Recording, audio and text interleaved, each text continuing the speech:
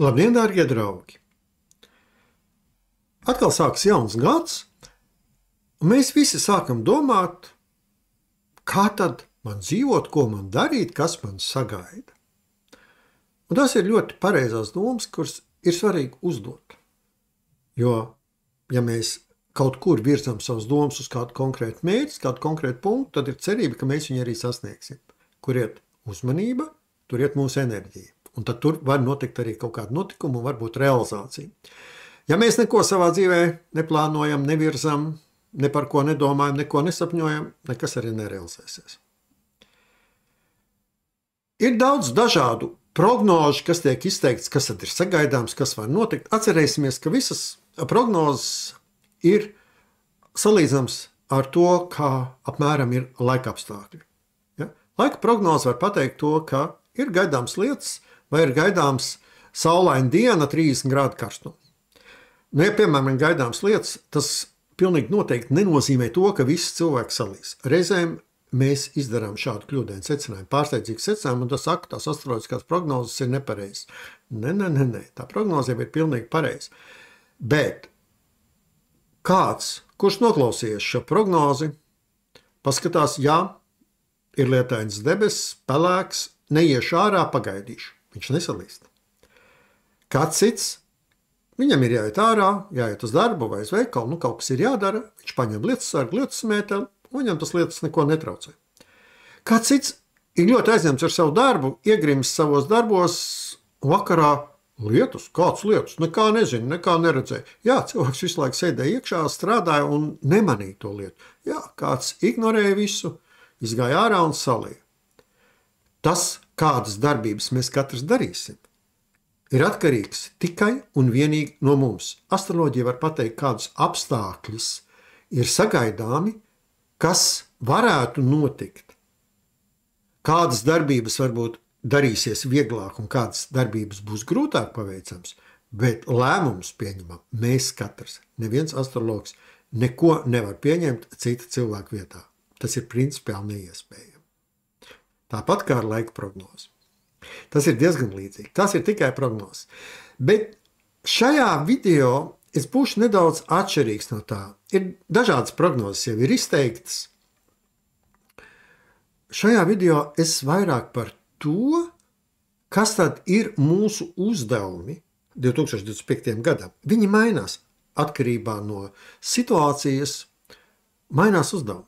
Kas mums vairāk jādara dzīvē, vai kam vairāk jāpievērš uzmanība, vai no kā jāmācās izvairīties. Un tieši tāpat tad šajā video es iziešu cauri visiem 12 ascendentiem, visām 12 lagnām. Tātad visām šīm lagnām ascendentiem es iziešu cauri pēc vediskās sistēmas, tātad pēc sidereskā zodiāka. Video aprakstā būs iedotas norādes, kur var sarēķināt savu ascendentu. Ascendents ir uzlecošā zvaigznājs pie horizonta mūsu dzimšanas brīdī. Un no viņa tad tiek rēķināta mājas sistēma, un tas nosaka galvenās darbību tendences, kas mums dzīvē sagaida. Atcerēsimies vēl. Mums katram horoskops ir individuāls. Astroloģiskā prognoze ir individuāla lieta. Mums ir savi individuālie planetārie periodi, mums ir vesela virkne specifisku īpatnību horoskopā, kuras nav iespējams paredzēt kaut kādās šādās kopīgās prognozēs. Jā, bet grahu, ja planētu tranziti zvaigznājos, norāda kaut kādus kopējās iezīmes, kas sabiedrībai veidojās. Jā, tās ir, bet atceramies, ka tās ir tikai kopīgas iezīmes sabiedrībai. Tad iziesim cauri visiem 12 ascendentiem, visām 12 tātad iespējamām māju sistēmām, kādas vien ir, un zem tās prizmas nevis kas tik daudz sagaida, bet kādi tad ir tie galvenie uzdevumi šim gadam. Pirmais zvaigznājs, pirmais ascendents – Auns, meša. Un garīgie uzdevumi, ja, pamatā tur ļoti nopietni saistās ar Jupītera, jeb guru atrašanos vienā vai otrā zvaigznājā, vienā otrā mājā, un Rahu Ketuvās atrašanos, un Saturna atrašanos, jeb Šani atrašanos vienā otrā zvaigznājā, jeb mājā, jeb havā. Nu, tad jāatcerās ir tas, ka būtībā gada sākumā nekādas īpašas izmaiņas astroloģiski nenotiek. Pamatā visas izmaiņas notiek aprīlī, maijā, pavasarī. Un principā gads dalās tā kā divās daļās. Tas, kas ir līdz pavasarim, tad šis pārmaiņu laiks pavasarī, un pēc tam tas, kas notiks jau sākot ar vasaru, rudeni, ziemu, kāda tad šīs tendences veidojās. Ja? Astroloģiski principā visas pārmaiņas ir pavasarī. Tātad gada sākumā līdz pavasarim, auniem, mešām, ir svarīgi atcerēties to, ka man ir jāpiebremzē savs aktīvais skrējiens, un auniem mešām to ir grūti izdarīt, bet ir svarīgi laik pa laikam apstāties, padomāt un analizēt dzīvi. Pretējā gadījumā tiešām ir ļoti liels risks ieslēgt zaudējumus, ieslēgt pārsteidzīgas darbības, ieslēgt kļūdas savā dzīvē. Tātad šeit ir pats galvenais – mācīties sevi sabremzēt, mācīties plānot, ko es gribu darīt vēlāk. Bet ar pavasari, ar 29. māju, kad Rahu ieies jūsu 11. mājā un Ketu ieies jūsu 5. mājā, tas ir laiks, kad kļūstiet gan dinamiski. Ejiet pie draugiem, mācieties iet pie draugiem, pie paziņām, pie sadarbības partneriem, bet atkal mācieties viņus filtrēt. Ne visi, kas ir jūsu apkaimē, ir jums labie draugi, paziņas vai sadarbības partneri. Visiem jums piedāvās variants, bet visums piedāvās gan reāls, patiešām noderīgs variants, gan arī iluzoros, tādus, kas pirmajā brīdī liksies ļoti labi, bet pēc tam izrādīsies, tur nekas labs īsti nav. Tātad, jā, iet pie cilvēkiem, veikt aktīvas darbības, bet visu laiku mācīties atpazīt, kas ir kas. Un šeit arī ar šo Ketu atrašanos 5. mājā, sākot no vasaras un pēc tam pusotru gadu, tātad Ketu 5. māja, mans radošais potenciāls. Vairs netik iekšēji sevī domāt, ko es gribu, kā man vajag, tas bija jāizdara tagad gada sākumā, bet tad tās savas idejas nodot citiem, tiem saviem partneriem, sadarbības kolēģiem, draugiem, paziņām, visdažādākajiem veidiem, dot citiem cilvēkiem kopā ar viņiem to realizēt. Un arī mācīties tādu komunikācijas veidu, kas ir iet prom no autoritīvā lauvas stila pie draudzīgā, ļoti demokrātiskā ūdensvīra stila. Mācīties komunicēt šādi draudzīgi, kā līdzīgam ar līdzīgu runāt, iet projām no stila, es te komandieris, es te noteikšu kārtību. Tiem auniem, kuriem tas jau ir apgūts, brīnišķīgi, bet tiem, kuriem nav, tad pie tā ir jāpiedomā. Vrišabha, vērsis.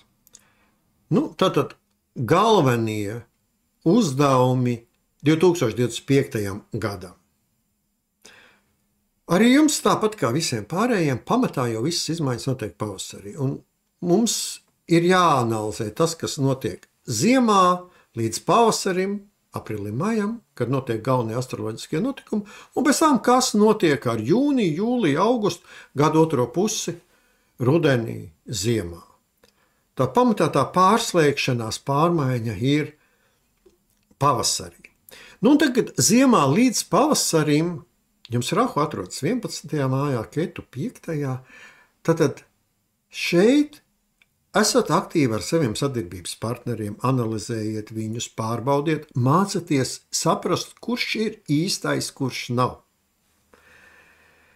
Tiesa gan var gūt tur dažādus biznesa pieaugumus, bet arī tāpat dažādie labumi, kas nāk no visuma, dažādie iespējamie varbūt biznesa piedāvājumi vai sadarbības piedāvājumi, varbūt iluzori. Tur var būt labi, pilnīgi noteikti var būt labi, bet viņi būs noslēpti aiz dažādiem iluzoriem, mānīgiem piedāvājumiem. Esam ļoti realistiski, pragmatiski izanalizējam, kas viņi ir, kas aiz viņiem slēpjas, kāda ir viņu nākotne, ja? Vai tur ir attīstības perspektīvas vai nav. Ar 29. māju, kad Rahu ieiet jūs 10. mājā un Ketu ieiet jūs 4. mājā, ko tad tas nozīmē? Ir svarīgi pievērst savu uzmanību vairāk karjerai. Jā, es eju projām no savas teiksim, iekšējās pasaules, nu jau tā, ka viņi pamat, bet vairāk vērš savu uzmanības akcentu uz karjeru. Šeit ir patiešām jāmācās saprast tas, ko es karjerā gribu izdarīt, un tas, ko es iepriekš sadomāju, vēl gada pirmajā pusē, ir svarīgi arī tur domāt un plānot un kā, to realizēt. Šeit nu ir patiešām tas svarīgi laiks nebremzēt, iet sabiedrībā un realizēt savus projektus, mācīties, kā viņus padarīt reālus. Tiesa gan ir jāsaprot arī to, ka es savus karjeras jautājumos pats sev varu saražot ilūzijas. Un ir atkal savas idejas visu laiku jāanalizē. Visu laiku jāslēdz iekšā loģiskais saprāts, stingra kritiskā domāšana. Ja pašam to ir grūti darīt, nav nekāda problēma. Sameklējam kolēģus, draugus, paziņas, ar kuriem kopā varam pārunāt visus savus darba jautājumus, kas var norādīt uz iespējamām kļūdām, uz iespējamām ilūzijām. Karjeras jautājumos ilūzijas var būt, bet visums viņus jums organizēs tikai tāpēc, lai jūs mācītos saprast, kas ir realitāte un kas ir ilūzija. Tieši karjeras jautājumos. Jā, tur šīs turbulences var būt. Un vēl ir viena lieta, ka iekšēji var būt daudz emocionālu pārdzīvojumu, un šajā gadījumā tā norāde ir nedaudz netradicionāla. Vairāk vēršat savus akcentus uz karjeras jautājumiem. Tur vairāk izliekat savu enerģiju. Mācaties neieciklēties savos iekšējos emocionālajos dziļurbumos. Jā, ir periodi, kad tieši uz tiem ir jākoncentrējās, bet ir periodi, kad ir svarīgi viņos neiekrist iekšā, viņi mēdz reizēm cilvēku ļoti ievilkt, bet realizēt visu savu spēku, enerģiju karjeras jautājumos. Tas ir šajā periodā pēc 29. jūnija. Es atceros pēc 29. māja. Prognoze par galvenajiem uzdevumiem 2025. gadā tiem, kam ascendents ir dviņos, jeb Midhunā. Tātad jums līdz 29. maijam gada pirmajā pusē Rahu atrodas 10. mājā un Ketu 4. mājā. Pēc tam, Rahu ieies 9. un Ketu ieies 3. mājā. Nu, ko tad tas nozīmē? Uz kādiem uzdevumiem tas norāda? Gada pirmo pusi ir svarīgi ne tik daudz ciklēties uz savām iekšējām problēmām, bet rūpīgi pievērst uzmanību savai karjerai un pamatā savu uzmanību un visu savu enerģiju orientēt uz saviem karjeras jautājumu realizēšanu. Ir citi laika periodi, ir citi gadi, kad ir svarīgi iet sevī iekšā, bet šajā reizē, šeit ir vairāk uz savu karjeru, uz ārējo realizāciju, neciklēties tik daudzais iekšējos pārdzīvojumos. Tie ir jāatcerā citos laika periodos. Bet pēc 29. maija un pēc tam jau pusotru gadu, kad Rahu atradīsies 9. maijā un Ketu 3. tie uzdevumi nedaudz mainās. Šeit ar Rahu 9. maijā akcents vairāk ir uz garīgo izaugsmi, uz garīgo zināšanu meklēšanu un apgūšanu, uz savu garīgās skolotāju meklēšanu. Ja tātad gada pirmo pusi vairāk tā kā savas karjeras attīstīšana, tad šeit tieši tā, pēkšņi es sāku runāt par kaut ko pavisam citu. Garīgā izaugsme man ir jāliek par prioritāti.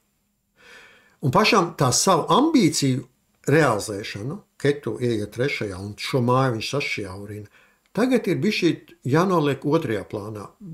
Jā, protams, mums ir jādara savas biznesa lietas vai darba lietas, viņas neviens neatceļ, bet mūsu uzmanības akcents ir vairāk uz savas garīgo izaugsmi, uz garīgo zināšanu iegūšanu. Tas ir pats galvenais, kas ir jāievēro tajā laika posmā, sākot no 29. maija un pēc tam veselu pusotru gadu. Ir savi individuālie uzdevumi, protams, ka viņi ir, katram viņi ir atšķirīgi, bet šī ir tāda kopīga tendence, kas pilnīgi noteikti ir visiem tiem, kas ir dzimuši ar ascendentu Midhunā jeb dviņos.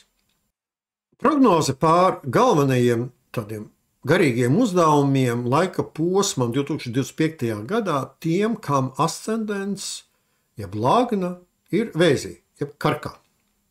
Un arī šeit tas pamata atslēgas punkti, tāpat kā pilnīgi visiem, visas pārslēgšanās ir aprīlis mājas. Tas laiks. Tātad mums ir jāanalizē, kas notiek ziema, agrais pavasaris, tad pašā pavasarī ir situācijas pārslēgšanās, un pēc tam, kas notiek vasara, rudens, ziema, ja, nākošais laika posms.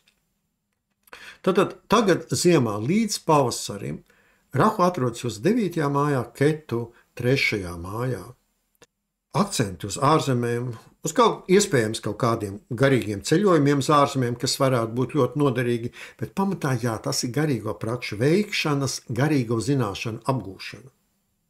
Tas ir tās lietas, kam būtu vairāk jāpievērš uzmanība šai ziemā, tagad šajā laikā. Jāsaprot, kas es esmu dzīvē, ko man dzīvē vajag. Ketu 3. mājā, jā, norādīs tās savas ambīciju realizācija pašlaik bija šī atliek, šeit ir jāmācās viņas piebremzēt. Tas nenozīmē, ka man ir pilnībā viss jānorok savas ambīcijas, bet ir jāizanalizē, kura ambīcija ir racionāla, kura ne. Intelekts jau strādās labi, un tas ir tā labā ziņa. Intelektuāli mācīties analizēt, kuras no savām ambīcijām realizēt un kuras atmest. Jā, bet ar 29. māju tā situācija pārslēdzās, un pēc tam jau uz pusotru gadu Rahu atrodas jūsu 8. mājā un Ketu 2. mājā. Nu, šeit ir tas, ka, jā, var strādāt ar partneru naudām, var apsaimniekot citu cilvēku naudu vai sadarbības partneru naudas, vai vīru vai sievas naudu var izmantot. Bet būtībā 8. māja ir tāda mistisko notikumu māja, un tas ir tas atkal jautājums, kad jāmācās saprast, kas ir realitātes manā dzīvē un kas ir kaut kas mistisks, nesaprotams vai iluzors. Ja. Atšķirties vispārēji, kas ir ilūzija un kas ir realitāte.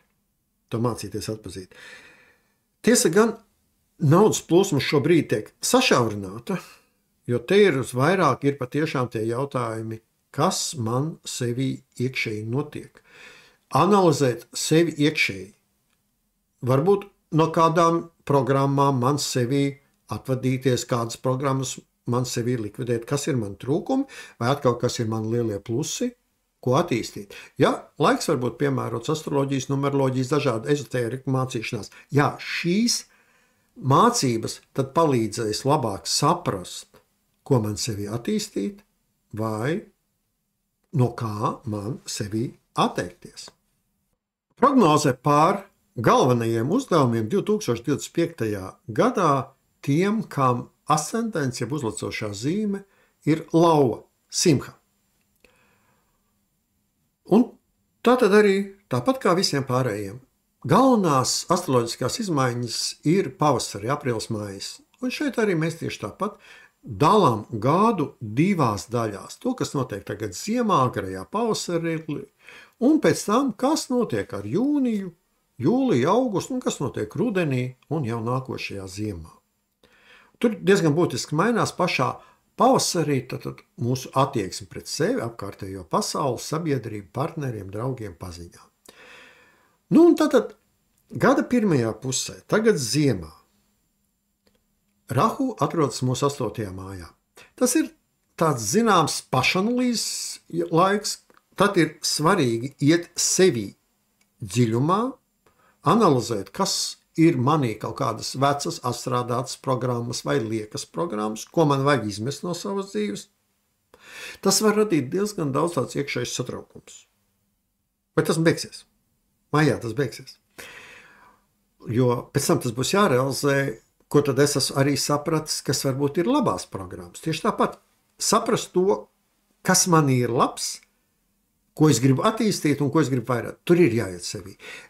Ziemā ir tas mācību analīzes laiks, kas saprast, kas ir liekas, atstrādāts un kas ir labs, ko attīstīt. Un tur nu patiešām dažādas ezotērikas lietas, astroloģija, numeroloģija var lieliski palīdzēt. Ar 29. maiju, kad Rahu ieiet 7. mājā, attiecību mājā, tad nu, tas ir tas laiks, kad ir jāiet sabiedrībā. Pietiek sevi analizēt. Pietiek. jāiet kontaktēties ar cilvēkiem, veidot jaunas attiecības, vai nu personīgās, vai biznesa attiecības, jebkāda veida attiecības. Šeit visums gribēs to, ka mācīties vispār veidot attiecības. Tas ir galvenais garīgais uzdevums, kas sākās no 29. maija un ilgs pusotru gadu jaunu attiecību veidošana. Pēc tam būs attiecību analīzes laiks, bet tagad ir attiecību veidošanas laiks. Pietiek sevi iekšēji analizēt. Mēs izanalizējam sevi, sapratām, ko es gribu attīstīt sevī, un tagad es meklēju sadarbības partnerus, ar kuriem kopā es to darīšu. Tiesa gan arī Ketu pirmajā mājā var pavērt intuīciju daļai, un tad arī mācīties atpazīt savu intuīciju un mācīties analizēt, saprast, kas ir mans kaut kāds prāta konstrukcijas un kas ir patiešām intuīcija. Tas ir treniņš, pie tā ir jāstrādā. Tas nemaz nav tik vienkārši, bet tas ir tas arī uzdevums, kas parādās otrs. Es meklēju jaunus sadarbības partnerus, bet es trenēju arī savu intuīciju. Un intuīcija, lai trenētu, man vajag tos sadarbības partnerus. Ar viņiem kopā es trenēju šo intuīciju. Prognoze pār galvenajiem uzdevumiem 2025. gadām tiem, kam ascendents ir jaunava, jeb kaņa. Un tātad gada sākumā, gada pirmajā pusē, ziemā, agrējā pavasarī, Rahu jums atrodas 7. mājā un Ketu atrodas 1. mājā, Guru 9. mājā. Šis ir tāds laiks, kad ir jāiet pie partneriem, jāmeklē partneri, jārunā ar partneriem, ko es gribu dzīvē, ko man vajag caur partneriem to realizēt, vai vienkārši meklēt jaunus sadarbības partnerus, vienalga draudzībai, personīgajām attiecībām, biznesam, pēc maksimāli vairot partneru skaitu savā dzīvē. Analīzes laiki būs vēlāk, kad tur sākt atšķirt, kas ir kas. Tiesa gan, Rahu 7. mājā var piespēlēt arī iluzoros partnerus, ar kuriem sākotnēji viss var likt brīnišķīgi, bet pēc tam ir vilšanās. Neviens neatceļ veselo saprātu, ka tie partneri ir jāanalizē. Jā, tas nozīmē attīstīt savu partneru skaitu, daudzumu, bet neaizmirst par veselo saprātu un analizēt, ka nebūt visi tie, kas mums ir dikti daudz smaida un daudz ko sola, ir noderīgi dzīvē. Reizēm varbūt arī kāds, kurš pavisam ir īgņa un negribās īpaši ar viņu komunicēt, ir tas īstais sadarbības cilvēks. Ir jāmācās redzēt cauri ārējiem apstākļiem, lai saprastu, kurš ir īstais partneris, ar ko man vai nu dzīvot kopā, vai veidot biznesu, vai draudzēties, vienalga ko darīt. Tas ir attiec uz partneriem visdažādākajā jomā. Tātad gada pirmo pusi viņu skaitu vairot un mācīties atpazīt, kurš ir īsts, noderīgs un kurš ir iluzorais. Ar 29. māju Rahu pāries uz jūsu 6. māju, kas skan it kā pirmajā brīdī diezgan interesanti, diezgan skarbi, 6. māja, ienaidnieki, slimības, bet tur ir dažas labās ziņas. Tas pats Rahu 6. mājā kā reiz palīdz uzvarēt šos ienaidniekus. Bet šeit ir būtībā atkal, bet 6. māja ir pakalpošana, kalpošanas māja. Un Rahu pat tiešām to gribēs ieviesiet savā dzīvē kalpošanas principu pēc iespējas vairāk. Un jo jūs to vairāk darīsiet, jo kā reiz Rahu palīdzēs jums vairāk pārvarēt dažādas ciešanas un problēmas. Tātad kalpošanas mācīšanās. Tas ir tas akcents, kas sākās no 29. māja. Un tur jau arī atradīsies Ketu 12. mājā, kur būtībā kopumā viņam tā ir laba atrašanās vieta, tad garīgās pieredzes apgūšana, jaunas garīgās pieredzes apgūšana un caur kalpošanu apgūt jaunu garīgo pieredzi, kā reizi var. Tā ir izaugsme, tā ir attīstība. Prognoze tiem, kam ascendents ir tula, jeb svāri. Tad arī jums, tāpat kā visiem pārējiem, gads dalās divās daļās. Viena daļa, kas ir gada sākums līdz pavasarim, aprīlī, maijā notiek galvenie astroloģiskie notikumi, Rahu, Ketu asmaiņa, Saturna ieiešana zivīs, kas ir kardināli izmaina visu situāciju uz jau nākošajiem pusotru gadu. Un pēc tam tā situācija, kas tad ir pēc 29. māja, kad Rahu Ketu as maina atrašanās vietu. Tātad gada sākumā tagad ziemu un pavasara sākumu Rahu atrodas jūs 6. mājā, Ketu 12. mājā. Būtībā tas ir garīgās augšanas laiks. Un šeit uzdevumi ir tādi mācīties redzēt visa kopainu. Redzēt, ka viss visumā ir saistīts ar visu. Mana veselība ir saistīta ar manu darbu, mans darbs ir saistīts ar manu dzīvesvietu, man dzīvesvieta saistīta ar saviem partneriem. Šeit viss ietekmē viens otru, ka nekas nav pats par sevi atsevišķi esošs. Mēs visi esam vienoti cilvēki, kuram visas mūsu dzīves sfēras ir vienots, vesels. Jā, Rahu šeit labi palīdzēs tikt galā ar konkurentiem, bet atceramies arī par to lietu, kad ir jāmācās pakalpot. Kalpošanas princips ir jāmācās, lai mēs varētu tad labāk realizēt savus garīgās izaugsmes jautājumus. Tas attiecas uz gada pirmo pusi. Uz gada otro pusi jau pēc 29. māja, kad Rahu ieiet 5. mājā un Ketu 11. mājā. Ketu 11. mājā teiks, mācies analizēt savus draugus un partnerus, kuri ir īsti, kuri ir noderīgi, kuri nav. Tas ir viens, bet Rahu 5. Tātad mācīties realizēt un ģenerēt jaunas garīgās idejas, ko es dzīvē gribu darīt. Tas nav obligāti tikai garīgās izaugsmes lauks. Tas vispār, ko es gribu darīt savā darbā, biznesā, uzsākt kādus jaunus projektus, mācīties viņus realizēt. Šeit ir ideju ģenerēšana. Idejas ir jāmācās arī ģenerēt. Ir cilvēki, kuriem idejas ģenerējās ļoti viegli. Ir cilvēki, kuriem tās ir sarežģīti. Viņi vispār nesaprot, kā to var izdarīt. Tagad ir tas laiks, kad jāmācās. Tad no 29. māja uz veselu pusotru gadu Rahu saka, ģenerē idejas. Ko tu dzīvē gribi darīt? Tiesa gan Rahu 5. mājā arī norāda, vai arī meklē jaunas romantiskās attiecības, to arī viņš var norādīt, un tiesa gan viņš var norādīt arī uz iespējamu bērnu dzimšanu. Bet garīgajā ziņā vairāk šeit ir tas ideja ģenerēšanas princips, sava radošā potenciāla realizēšana. Mācīties savu radošo potenciālu realizēt, laist dzīvē. Un uz planētas Zemes nav cilvēka, kuram nav radošā potenciāla. Ne visiem viņš ir tāds kā, piemēram, Pablo Picasso vai vēl kādam. Tas taisnība, bet tāda cilvēka, kurš vispār neko nespēja izdomāt un radīt savā dzīvē, nav.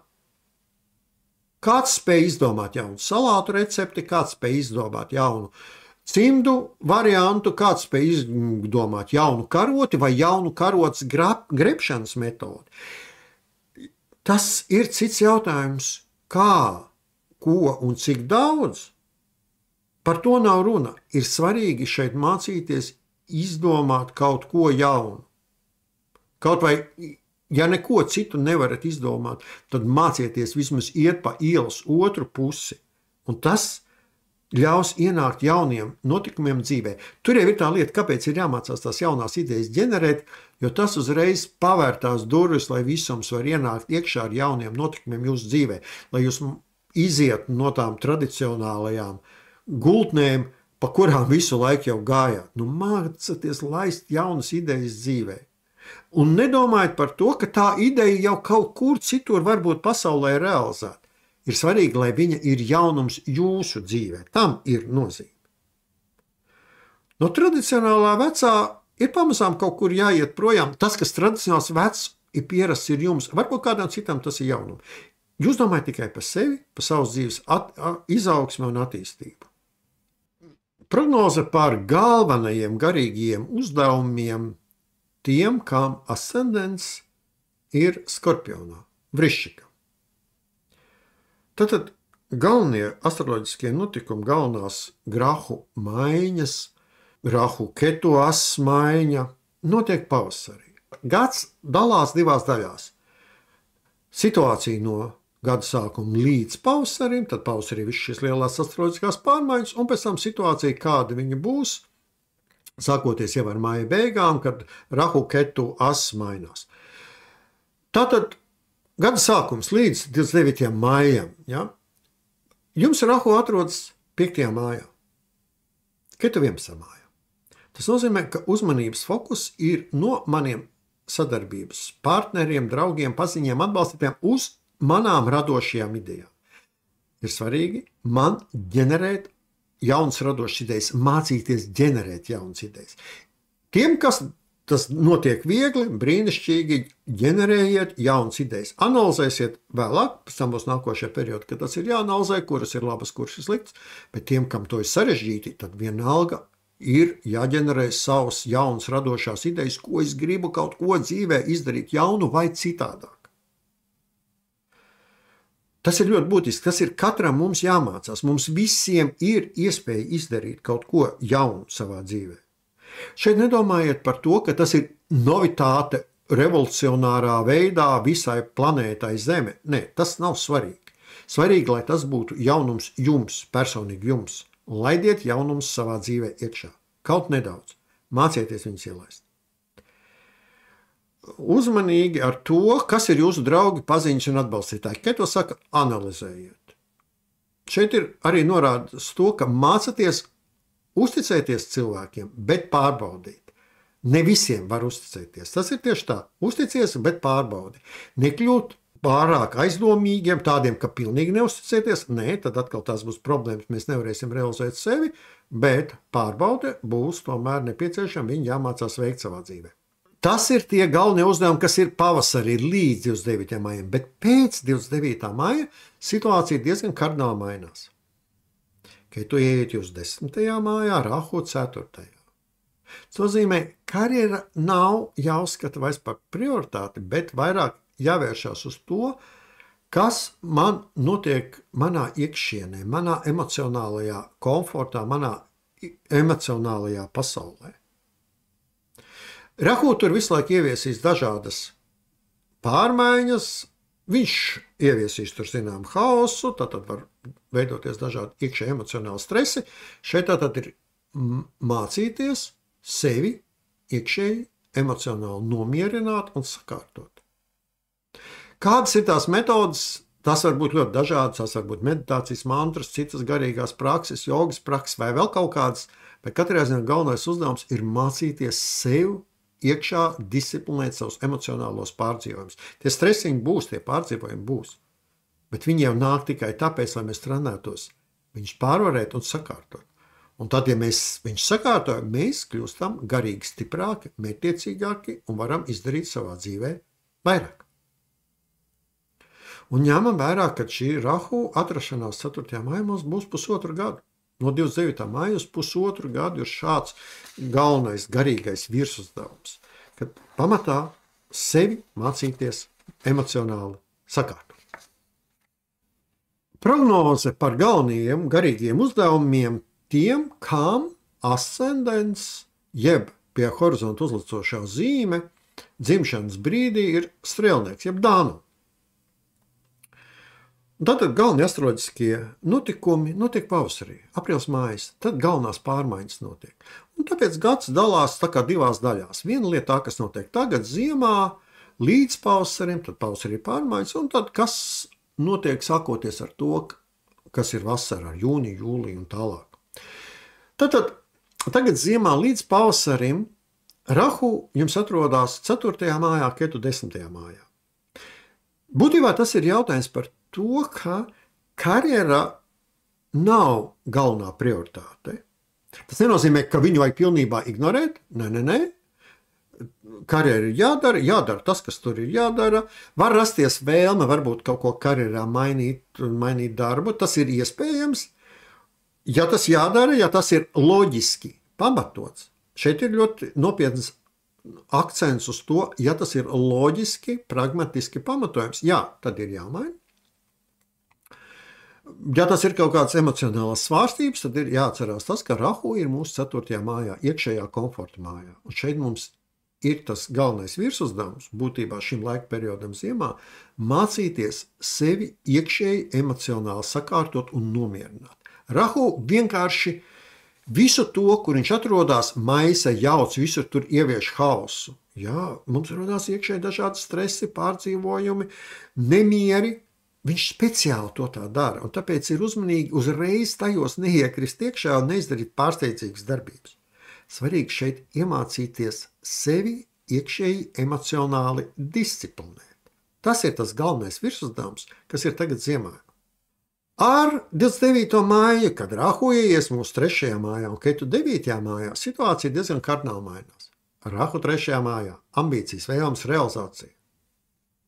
Rahu saka, ej un dari. Jā, tas ir tas laiks, kad kļūt aktīvam, dinamiskam, iet realizēt savas ambīcijas. Svarīgi varbūt tur nesākt pārāk apspiest apkārtējos cilvēkus, tas ir iespējams. Var veidoties konflikti arī saviem brāļiem, māsām, tuvākiem radniekiem, pavērot to savu emocionālo stāvokli, emocionālo stabilitātes. Nevajadzētu ieiet pārāk lielos konfliktos. Konfliktos vispār nevajadzētu ieiet, bet Rahu ir tas, kas ļauj realizēt ambīcijas. Tad viņas vajag realizēt. Tas ir tas laiks. Un tas ir pusotru gadu laiks, kas sākās 29. maijā. Pusotru gadu Rahu teiks, ej un realizē ambīcijas. Ketu 9. mājā viņš sašaurina to lietu, kad daudz ko tur domāt par dažādiem tur garīgiem jautājumiem. Viņš šeit ir vairāk uz to aktīvo darīšanu ārējā materiālajā pasaulē. Pēc tam, vēl pēc pusotra gada, situācija būs krietni cita. Tas gan ir taisnība.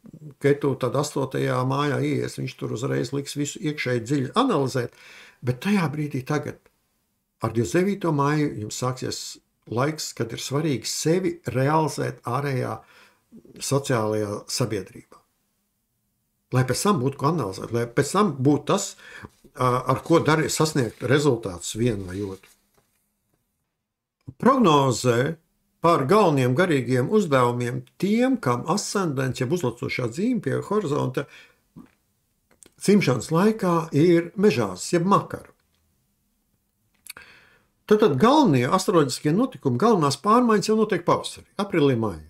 Un tas nozīmē, ka gads mums jāanalizē divos posmos. Tas, kas ir tagad ziemā līdz pavasarim, un tas, kas notiks pēc pavasara, tad, kad visas šīs pārmaiņas astroloģiski ir notikušas.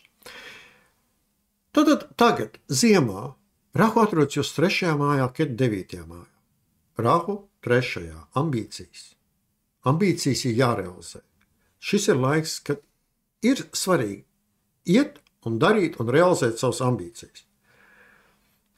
Nevajadzētu viņas bremzēt. Nekas neatceļ loģisko veselo saprātu, kad nevajag tur arī visas savas domas un idejas analizēt. Jā, bet galvenais ir būt drosmīgam un iet un realizēt. Droši darīt kaut ko ar rokām. Ja, tas ir labs laiks tieši tiem cilvēkiem, kas dara kaut ko ar rokām. Remontē automašīnas, būvē mājas, āda zeķes. Ja, vajag darīt, rokas vajag darbināt. Bet jebkurā gadījumā ambīciju realizēšanas laiks. Ar 29. māju Rahu ieiet jūs 2. mājā un Ketu ieiet 8. mājā. Būtībā naudas pelnīšanai tas nav slikts laiks, bet šeit ir viena lieta, ko mācīties, nebaidīties kaut ko zaudēt. Zaudējums ir dzīvē tāpēc, lai ļautu ienākt kaut kam jaunam. Mācīties atlaist lietas. Tas ir tāds garīgais uzdevums, kas šeit ir. Vēl viena lieta, kad ir jāmācās kontrolēt to, ko es runāju, ko es saku. Šeit var būt vēlme samelot, izplatīt tankas vai runāt vienkārši nepatiesību, mācīties kontrolēt informāciju, kuru es laižu no sevis ārā. Tas ir ļoti svarīgi. Ketu 8. mājā ir iegājis tur, kur ir mistika, nesaprotam notikumi dzīvē, dziļa ieiešana sevī. Jā, ir zināms uzdevums pievērst uzmanību to, kas manī iekšēji notiek, kas ir mans dzīves uzdevums, kas ir mans problēmas dzīvē. Tur kaut kādā mērā var pazust kaut kāda mērķtiecība. Jāmācās viņu ir saglabāt. Jā, analizēt tomēr to, kas manī iekšēji notiek, ko man dzīvē vajag, kontrolēt, ko es saku, ko es laižu no sevis ārā. Ja? Un nebaidīties kaut ko zaudēt, ja jauniem ir jāienāk. Un šāda situācija būs pusotru gadu. Ja? Ar 29. māju sakoties, jā, viņi būs uz pusotru gadu. Būtībā tas ir tāds uzdevums nebaidīties dzīvot. Ja kaut kas zūd, lai viņš zūd. Atnāks kaut kas cits. Prognoze par galvenajiem karmiskajiem uzdevumiem tiem, kam ascendents, jeb uzlacošā zīme, dzimšanas brīdī ir ūdensvīrs, jeb kumbha. Tātad gads dalās divās daļās, jo galvenie astroloģiskie notikumi notiek aprīlī, maijā. Un gads enerģētiski ziemas situācijā tagad ir viens, pavasarī notiek lielās pārmaiņas, un pēc tām vasara, rudens, ziema jau ir pilnīgi cita situācija. Un tātad arī mainās, šādi pavasarī mainās šie garīgie uzdevumi, kas man būtu darāmi 2025. gadā. Tātad gada sākumā, tagad, ziemā, līdz pavasarim, Rahu atrodas 2. mājā, Ketu 8. mājā. Tātad ziemā tagad ir ļoti svarīgi kontrolēt to, ko es runāju, kā es runāju, nestrīdēties ar cilvēkiem, bet kontrolēt, vai es neizplatu tēnkus, mēlas, nepatiesības. To noteikti nevajadzētu darīt. Tātad analizēt to informāciju, ko es laižu no sevis ārā. Tas ir ļoti, ļoti būtiski. Būtībā arī tas, ka ar Rahu 2. nebaidīties no materiāliem zaudējumiem. Atcerēsimies, materiālie zaudējumi, ja viņi ir, tad viņi notiek tikai tāpēc, lai kaut kas varētu ienākt. Taču jaunais, lai ienāktu, vajag vietu atbrīvot. Un Ketu 8. vērš mūsu uzmanību uz iekšējiem tādiem dziļiem procesiem, un ir jāiet sevi iekšā, jāvēro to, kas notiek mūsos iekšēji, garīgi un emocionāli, kas mūsos iekšēji notiek, kas tad ir tās kļūdas mūsos, kā mēs augam, kā mēs mainamies, kāda ir mūsu dzīves uzdevuma, lai mēs tur pareizi virzītos. Bet ar 29. māju, ar Rahu Ketu asu maiņu, notiek diezgan nopietnas izmaiņas. Un tad mainās arī šie garīgie uzdevumi. Rahu ieies mūsu 1. mājā un Ketu 7. mājā. Un šis ir laiks, kad mēs sākam vairāk pievērst uzmanību paši sev. Ketu ir 7. mājā. Jā, mūsu dzīvē var ienākt liktenīgais partneris. Tas ir iespējams. Jebkurā gadījumā tas ir arī uzdevums mācīties savus partnerus analizēt, pārbaudīt, kas ir īstie partneri, kas nav. No tiem, kas nav īstie partneri, ar kuriem mums nav nekādas nākotnes, mierīgi varam arī atvadīties. Šeit nav obligāti domāts, ka tas ir tikai dzīves partners, vīrs vai sieva. Nē. Tas var būt draugs, tas var būt sabiedrotais, tas var būt kaut kāds atbalstītājs, jebkāds partneris dzīvē. Ja mēs redzam, ka ar viņu nākotnes nav, tad nav. Viss. Tad meklējam citu partneri. Bet vairāk šeit koncentrējamies uz sevi. Ja? Ko man vajag, ko es gribu. Būtībā te ir svarīgi nekļūt pārāk egoistiskam. Tas var būt, tas ir risks, un tādā gadījumā mēs saražosim sev daudz problēmas, par kurām būs vēlāk. Jānorēķinās, bet mums arī ir jāsaprot pašam sevi, savus galvenos dzīves uzdevumus. Tas arī ir laiks, kad atcerēties šo skaisto frāzi: mīlestība pret visumu sāks ar mīlestību pret sevi. Sakārto sevi, iemīli sevi, un visums iemīlēs tevi. Nemīlēs sevi, visums tevi nemīlēs. Prognoze pār galvenajiem garīgiem uzdevumiem 2025. gadam tiem, kam ascendents jeb uzlacošā zīme pie horizonta ir zivis, jeb mīna. Tātad galvenie astroloģiskie notikumi, galvenās astroloģiskās pārmaiņas 2025. gadā notiek pavasarī, aprīlī, maijā. Līdz ar to uzdevumi, garīgie uzdevumi ziemā tagad līdz pavasarim ir vieni, pavasarī viņi tur nomainās 2 mēnešu laikā, un pēc tam vasara, rudens, ziema jau ir citi. Un tagad ziemā pašlaik gada sākumā līdz pavasarim Rahu atrodas jūsu 1. mājā, Ketu 7. mājā. Tas ir laiks, kad dzīvē var ienākt liktenīgais partneris. Tas ir laiks, kad vairāk pievērst uzmanību sev, analizēt sevi, kas es esmu, ko man vajag, ko es gribu, no kurienes es nāku, kur es eju. Atcerēties to, ka, ja tu gribi, lai tevi mīl, tad vispirms mācies mīlēt sevi. Bet ir ļoti svarīgi nekļūt augstprātīgam, iedomīgam, egoistiskam. Par to būs vēlāk jānorēķinās un varbūt iespējams diezgan smagi. Ir svarīgi sevi izprast, savus galvenos uzdevumus. Ar 29. māju situācija mainās. Rahu ieies jūsu 12. mājā, Ketu 6. Un te jau ir jāmācās jau bišķīt analizēt savas domas, savas domāšanu un jāmācās nomierināt savas domas. Rahu 12. mājā var ļoti satraukt savu domāšanas pasauli, padarīt viņu ļoti aktīvu, ļoti dinamisku un ļoti haotisku. Un te saprast to, ka haotiska, nesakārtot domāšana dzīvē var radīt problēmas un zaudējumus. Tas arī ir viens no tiem iemesliem, kāpēc mēs 12. māju asociējam ar zaudējumiem, slimībām. Mūsu pašu domāšana ir vienkārši ļoti nedisciplinēta un nesakārtot. Mācīties sakārtot savas domas. Ketu 6. kalpošana.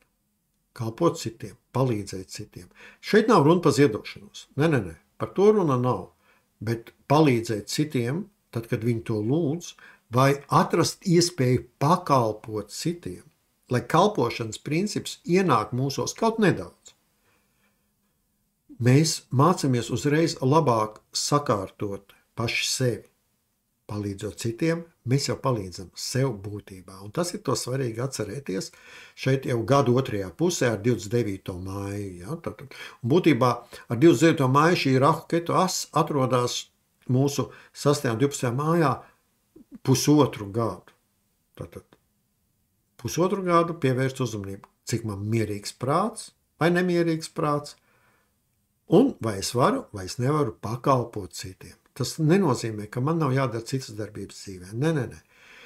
Bet paralēli arī šīs ieviešam arvien vairāk un vairāk. Un tad mēs kļūstam mierīgāki, enerģētiski spēcīgāki, mērķtiecīgāki.